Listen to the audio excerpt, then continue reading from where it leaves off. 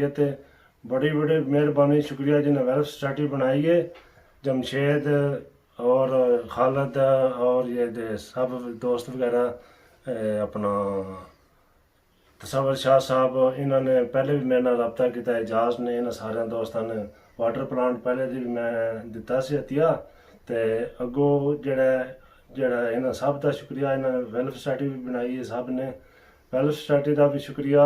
और साढ़े अवर सिरान सानू इस पेज से लेंदा साढ़ा सारी दुनिया नाल रबता हो गया है।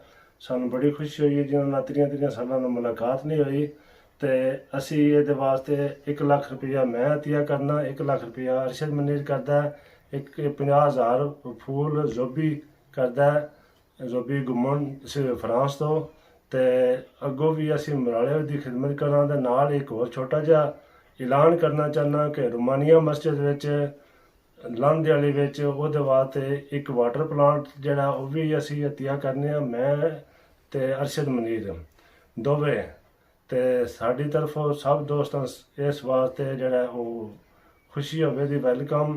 ते अगों भी मराले वास्ते असी काम करते रहांगे, जिथे जिथे लोड़ पई असी उहदे वास्ते हाज़र रहांगे। सब दोस्तों आंसर